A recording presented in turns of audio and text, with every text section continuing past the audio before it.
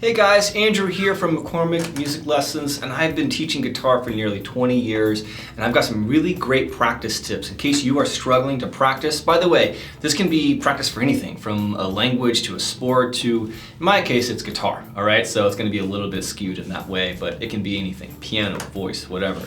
So tip number one, the biggest one by far, and it's why it's part of our strategy on our first day, first lesson, is to ask you what do you like, because it matters. Finding your feel, finding what makes you excited about music or whatever that thing is, that's the source of where it's all gonna come from. If you enjoy the journey, if you enjoy the progress, failures, ups and downs, you are gonna be amazing. You're gonna make progress. If you're truly in love and obsessed, that's awesome. And I've gone so far as to, with students, I'll find video game that they like and pull out the melody of a theme that they just, and it lights them up. Whatever works, find that fire for you.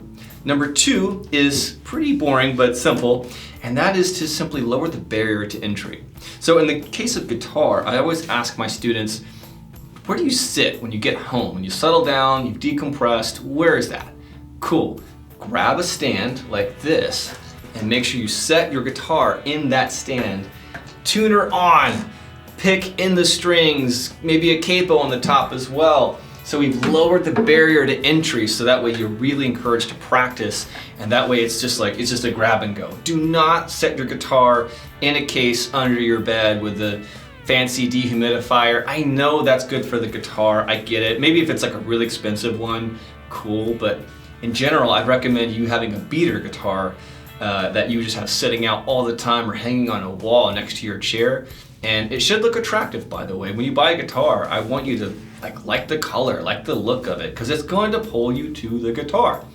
So the more time you spend on it, the better you're gonna get, period. So lower the barrier to entry in whatever way you can.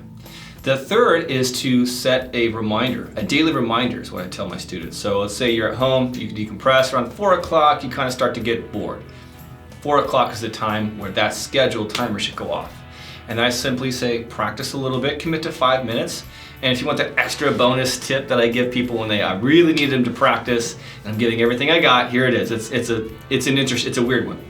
Set a stopwatch, not a timer, a stopwatch, and commit to 5 minutes. Okay, that's it, 5 minutes. That's nothing, right? You're thinking, dude, that's nothing. How am I gonna get better in 5 minutes? Exactly. So here's the thing.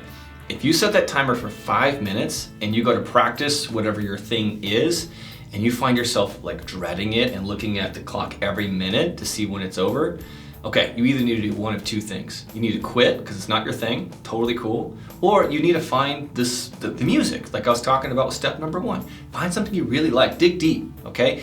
Listen, go to, start listening to music, buy records, go deep down albums, explore different genres, right? And it could be video games, it could be anything, it could be opera, whatever your thing is, find that, okay? And what I would also say is if you really are super into it, if you go past that 5 minutes every time, you know it's your thing. And by the way, typically most of my students do. They end up saying, oh my goodness, I ended up practicing for like 30 minutes every time I did that thing. I'm like, all right, cool. So that means we're doing it right. We found content you like. Just had to set that timer and just get you a little bit more organized to commit to just sitting down with a guitar, committing to it.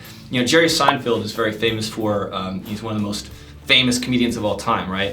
Well, he's very famous for doing that. He sets aside time every single day where he can't do anything. He's got a pen and paper, that's it, in a room. He can't do anything else but write jokes. And if he doesn't feel inspired, he just doesn't write, but he has to sit there, right, and do nothing.